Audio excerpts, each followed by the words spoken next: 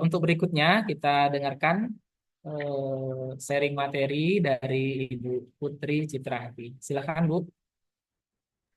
Baik, terima kasih Pak Ardiansyah. Izin saya share screen. Silakan Bu. Oke, udah terlihat di layar? Sudah ya.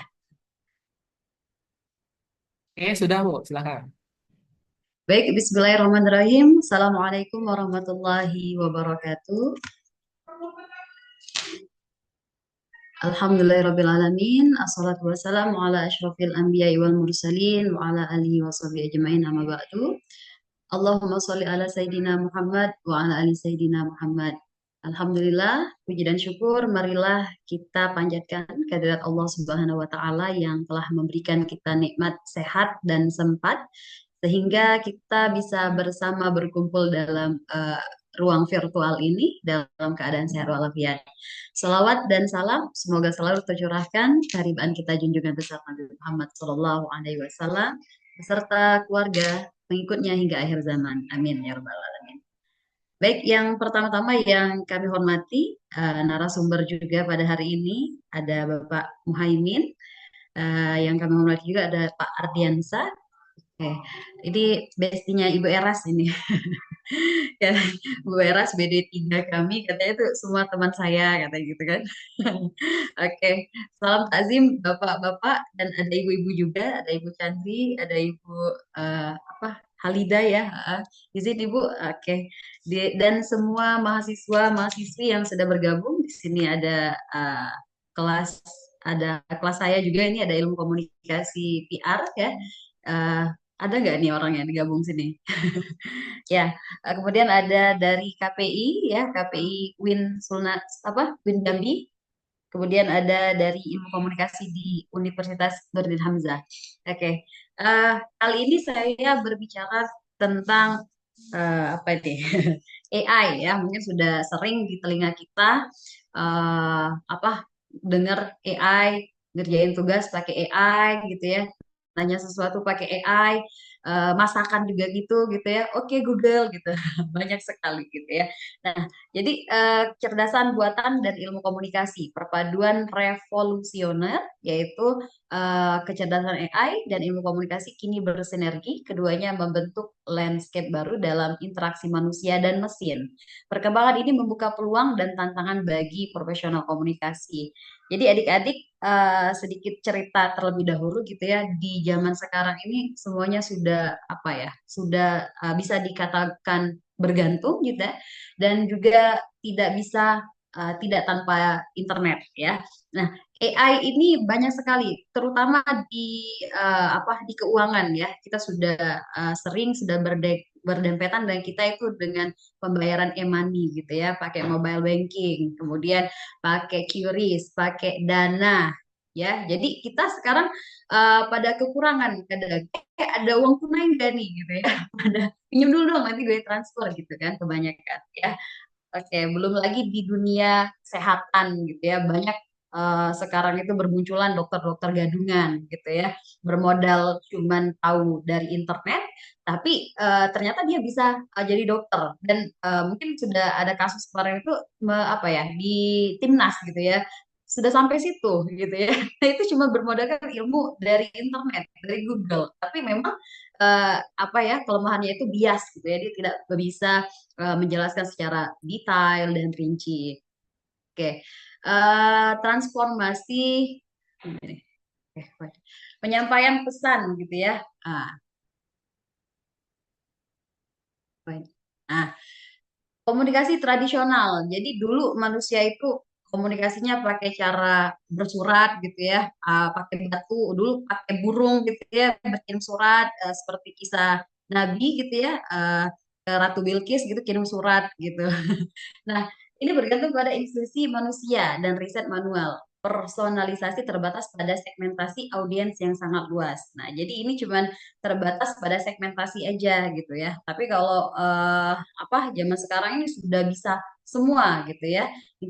Integrasi AI memungkinkan analisis data real time dan prediksi perilaku audiens. Pesan dapat disesuaikan secara dinamis berdasarkan preferensi individual. Nah, jadi sekarang kan sudah main detik.com ya, adik-adik mahasiswa ya, nggak main lagi kayak kita dulu zamannya ibu gitu ya.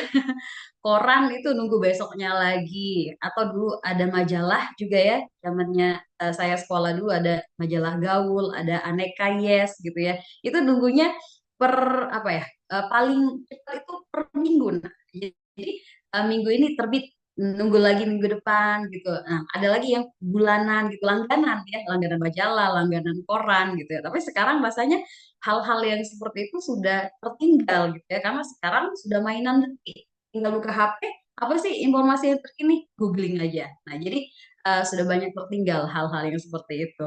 Nah, ini juga yang mempengaruhi di algoritma HP kita ya. Kadang kok aku nggak searching ini, kok tiba-tiba muncul ya di FYP TikTok aku, atau misalnya di FYP Instagram aku, karena ini apa ya, berdasarkan preferensi individual. Nah, kalau kita sudah sekali klik informasi tentang itu, nanti dia berkelanjutan gitu ya algoritmanya. Oke. Kemudian AI akan mengoptimalkan setiap aspek komunikasi, interaksi yang sangat personal dan kontekstual menjadi norma baru. Nah, jadi AI ini sudah tahu nih masa depan. Jadi kayak paranormal ya. Tapi mesin ini sudah disiapkan bisa mengetahui interaksinya gitu ya secara personal, kemudian bisa menjadi norma yang baru. Nah, oke. Di apa di asisten virtual juga ya, AI menyediakan bantuan instan kapan saja. Mereka menangani pertanyaan umum dengan efisien dan akurat. Oke. AI juga memudahkan kita dalam menghadapi masalah. Misal kita dalam perjalanan jauh nih, kita lagi misalnya mengalami trouble di tol. Misalnya kita mau ke Jakarta via darat gitu ya. Nah, jadi kita tanya misalnya, oke Google, di mana nih tim rescue terdekat. Nah, kadang itu memudahkan kita, memudahkan sekali gitu ya. Datang pertolongan dan apa ya, cepat gitu ya, menyediakan bantuan instan kapan saja. Tentunya ditopang dengan internet gitu ya. Oke. Kemudian personalisasi interaksi. Nah, AI menganalisis riwayat percakapan untuk memberikan respon yang kontekstual. Pengalaman pengguna menjadi relevan dan lebih memuaskan. Eh, Selanjutnya, pembelajaran berkelanjutan. Asisten virtual terus meningkatkan kemampuan mereka. Mereka belajar dari setiap interaksi untuk memberikan layanan yang lebih baik. Oke. Kemudian di sini adalah analisis sentimen dan pemantauan media. Pemahaman opini publik. AI menganalisis jutaan postingan media sosial dalam hitungan detik. Tren dan sentimen dapat diidentifikasi dengan cepat dan akurat. Nah, mungkin adik-adik pernah gunain ChatGPT atau apa Skate gitu ya, yang memudahkan kalian untuk membuat tugas, atau misalnya membuat hal-hal yang lagi viral gitu ya, terus dianalisis. Nah, ini memudahkan sekali gitu ya. Manajemen krisis selanjutnya yaitu pemantauan real time memungkinkan respon cepat terhadap isu-isu yang muncul. Strategi komunikasi dapat disesuaikan dengan dinamika opini publik. Nah, pengukuran dampak, AI memberikan wawasan mendalam tentang efektivitas kampanye komunikasi dapat diukur dengan lebih tepat dan komprehensif gitu ya. Oke. Personalisasi apa ini? RAI. Oke, sorry. Pengumpulan data. AI menganalisis perilaku pengguna secara menyeluruh. Kemudian preferensi konten dan pola konsumsi dipetakan secara detail. Ini yang Ibu bilang tadi ya. Jadi dia apa ya, algoritmanya itu menjadi satu ya. Algoritmanya menjadi satu. Jadi kita itu eh, apa ya, berkaitan dari medsos yang satu ke medsos yang lain itu komprehensif. Jadinya apa ya, berkelanjutan juga. Misalnya kita buka di Instagramnya tentang apa, nanti muncul juga di FYP TikToknya atau di Facebooknya gitu ya. Oke. Kemudian algoritma ini menciptakan segmen audiens yang sangat spesifik. Segmentasi ini diperbarui secara real time berdasarkan perubahan perilaku. Oke, penyajian konten yang paling relevan disajikan kepada setiap individu. Pengalaman pengguna menjadi lebih personal dan engine gitu ya. Oke. Kemudian dari segmentasi dinamis ini kita udah biasa kan cari, oke Google di mana misalnya gitu, dia langsung muncul gitu. Oke, oke. Ini etika dan privasi dalam komunikasi AI ya. Ini tadi yang Ibu bilang transparansi terhadap algoritma ya. Penggunaan AI dalam komunikasi harus transparan. Pengguna berhak tahu bagaimana data mereka direspon dan digunakan. Nah, kemudian keamanan data, perlindungan informasi perlindungan informasi pribadi menjadi prioritas utama. Data harus diterapkan secara ketat. Nah, ini yang sering terjadi gitu ya. Kadang kita saking percayanya pada mesin, kadang kita kebobolan privasi kita ya. Banyak sekali bahkan sekelas Kominfo waktu itu ya pernah beritanya gitu ya, kebobolan juga datanya gitu ya. Nah, apalagi kita yang maksudnya tuh tidak terlalu dalam keamanan gitu ya, kadang lupa password atau apa gitu. Nah, itu harap berhati-hati gitu ya, karena memang keamanan data ini mudah sekali diretas gitu adik-adik mahasiswa. Nah, banyak sekali mungkin diteror sama pinjol sekarang ini kan musimnya kan, karena memang dunia digital ini siapapun bisa mengakses asalkan punya kuota internet gitu ya. Kalau dulu yang punya HP itu adalah kelas golongan atas gitu ya, sebatas orang biasa dulunya itu, kalau zaman ibu dulu ada wartel gitu ya. Kalau sekarang anak kecil pun sudah punya HP gitu ya, anak-anak PAUD itu sudah punya HP. Bahkan nenek-nenek kita pun sekarang kalau lagi waktunya luang gitu ngapain gitu ya, ya buka YouTube ya, bisa lihat ceramah, bisa lihat apa sih masakan-masakan yang mungkin mau dieksekusinya gitu ya. Nah, jadi semua orang sekarang itu tidak bisa lepas dari handphone, benar nggak? Ya, kita kalau ketinggalan handphone itu kan rasanya aduh pengen balik lagi gitu, pasti dicari. Tapi kalau kehilangan dompet nggak terlalu ya, kalau HP nggak dibawa tuh rasanya ada yang kurang. Nah, kalau dompet tuh nggak terlalu karena pembayarannya sekarang bisa pakai digital ya, pakai mobile banking, bisa pakai QRIS gitu ya. Nah, oke. Ini yang harus dipahamin gitu ya, keamanan data ini harus menjadi prioritas utama kita gitu ya. Oke. Nah, bias dan diskriminasi. AI harus didesain untuk menghindari bias dan diskriminasi. Keragaman data dalam pelatihan sangat penting. Nah, dalam komunikasi dari mesin ini masih ada biasnya adik-adik. Ya, oke. Karena memang kita kalau kita berguru itu kan etikanya kan memang harus berguru langsung pada ada gurunya gitu ya. Kalau sekarang ini kan by Ustadz YouTube juga banyak gitu ya. Maksudnya itu sanatnya itu by YouTube gitu ya, tidak sanat ke rawahu siapa gitu. Nah, ini yang harus tetap kita jangan terlalu berpedoman kepada berguru kepada internet itu seperti itu. Nanti takutnya bias informasi gitu ya. Apalagi kita yang berkuliah, belajar di institusi Islam gitu ya. Etikanya memang kita harus ada gurunya gitu kan. Oke.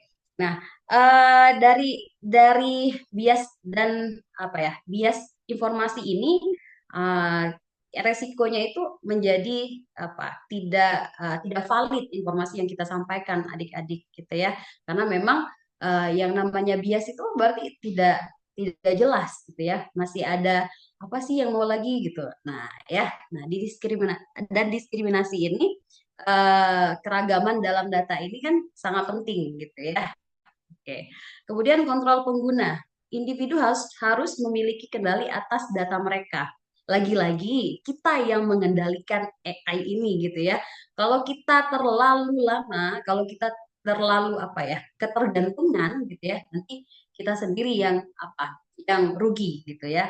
Karena memang dari kelemahannya ini kita akan merasa merasa memicu sifat malas gitu ya, kita sifat malas karena memang data yang tersaji ini adalah serba instan, benar nggak? Kita nggak perlu lagi baca buku, kita nggak perlu lagi apa ya, zaman ibu kuliah dulu resume gitu ya, baca-baca kemudian nanti dipetakan mana sih yang menjadi poin-poinnya. Sekarang tinggal klik aja, tinggal chat, tinggal apa, ketik gitu-gitu, poin-poinnya langsung muncul semua gitu ya. Oke. Ini kemudian yang harus dipahami terkait AI dalam ilmu komunikasi. Jadi memang harus ada kontrol terhadap pengguna yang mengakses AI ini sendiri gitu ya. Oke. Nah, ini dalam penelitian komunikasi ya, ada metode tradisional, metode analisis sampel yang kecil, kemudian ada waktu penelitian yang lama, fokus pada hipotesis awal ya, hasil real time, pola tak terduga. Nah, ini adalah AI dalam bentuk penelitian komunikasi ya, yang mungkin sudah banyak diterapkan oleh beragam perguruan tinggi gitu ya, seperti yang sering apa ya keluar-keluarkan bahasanya gitu ya oleh Wakil Menteri Pendidikan Tinggi sekarang gitu ya, karena katanya harus menggunakan yang terbaru kayak gitu, harus memanfaatkan. Kenapa? Karena memang sudah disusun sebenarnya ya, penggunaan ChatGPT pada perguruan tinggi itu sebenarnya dibolehkan asal tidak keluar dari kaidah-kaidah. Nah, artinya memang AI ini adalah hal yang tidak dapat kita pungkiri, adalah hal yang sangat membantu, benar kan? Oke. Nah, lanjut. Oke. Di sini AI akan memahami nuansa komunikasi manusia dengan lebih baik, interaksi akan lebih alami dan intuitif. Kemudian komunikasi lintas bahasa real time, terjemahan instan terhadap adaptasi budaya, hambatan komunikasi, hambatan bahasa dan global akan lebih teratasi. Oke. Kemudahan kita sekarang gitu ya, mungkin adik-adik pernah lihat, sorry, pernah lihat di YouTube-nya siapa itu yang dari Thailand itu. Nah, dia jadi nggak tahu pakai bahasa, nggak tahu artinya. Jadi di, di disuruhnya ngomong, terus nanti translate di bahasa Indonesia. Oh, ini maksudnya gitu ya. Jadi kita istilahnya dengan penggunaan AI ini ada baiknya kita apa ya, tidak tidak mudah terbohongi gitu ya. Jadi kita memang benar tahu, oh bahasanya seperti ini maksudnya gitu ya. Oh itu si Jirayut yang dari Thailand. Nah, jadi dia pernah coba, kamu nih beneran gak sih katanya ngomong pakai bahasa Thailand artinya ini gitu dalam bahasa Indonesia. Ya udah kata si Jerawat, coba di ini aja katanya, di pesan suara nanti diterjemahkan Google gitu. Nah, itu mungkin bisa dicoba adik-adik gitu ya, yang mungkin ada temannya yang memang orang luar negeri gitu ya. Oke.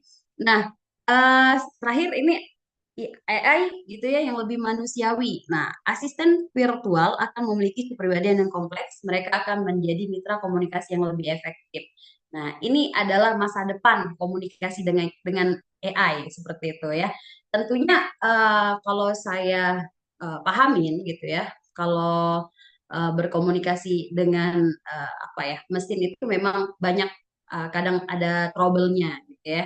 Yang pertama mungkin kalau kita secara personal manusia itu kan ada bahasa verbal dan nonverbal gitu ya. Adik-adik sudah belajar ya komunikasi verbal dan nonverbal. Jadi kalau misalnya tidak paham dengan bahasa verbal bisa diperjelas dengan menggunakan nonverbal. Nah, kalau mesin kan tidak. Kadang dia to the point gitu ya, real time tadi gitu ya.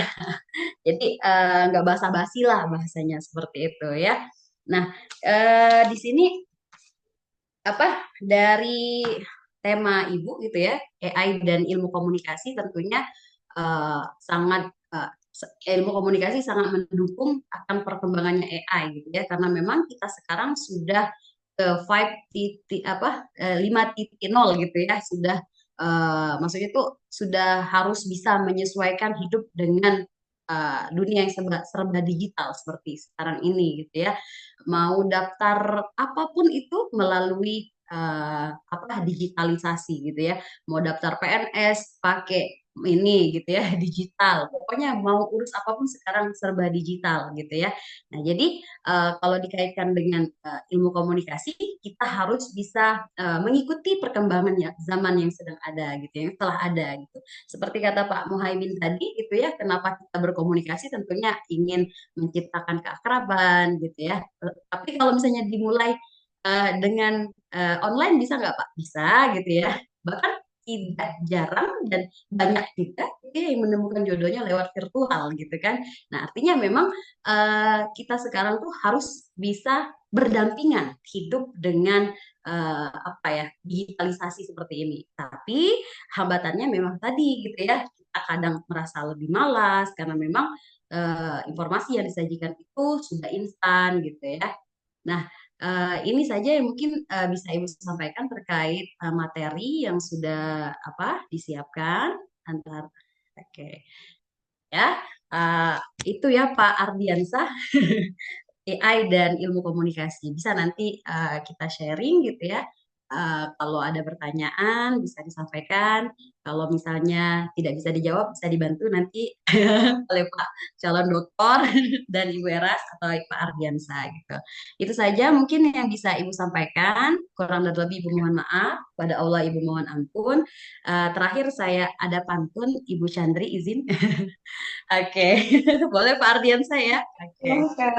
Oke, pasar pakar komunikasi janganlah berselisih. Cakep. Marilah sepakat mencari solusi. Cukup sekian dan terima kasih. Insya Allah kita akan berjumpa lagi. Terima kasih. Akhirul kalam. Wabillahi taufiq wal hidayah. Wallahu muwaffiq ila aqwamit thoriq. Wassalamualaikum warahmatullahi wabarakatuh. Waalaikumsalam. Warahmatullahi wabarakatuh. Baik, terima kasih luar biasa Ibu Putri. Terima kasih sharingnya. Kita mendapatkan banyak informasi ya tentang AI yang berdampingan dengan ilmu komunikasi. Bagaimanapun ilmu komunikasi katanya kan apa ya, ilmu multidisipliner gitu ya, harus adaptif dengan perkembangan zaman, termasuk teknologi AI. Kalau dulu ada Mbah Google katanya, sekarang ada bedengkotnya lebih canggih lagi ya kan, AI. Ya, masalah Anda Betul. selesai gitu. Iya, betul. Proposal Anda selesai gitu. Eh, eh, Mungkin begini, teman-teman mahasiswa, silahkan pertanyaannya disampaikan melalui chat saja, biar waktu kita cepat, apa namanya ini, lebih efektif gitu ya. Nanti masing-masing narasumber silahkan dibaca saja pertanyaan di chat box, kemudian nanti disiapkan jawabannya.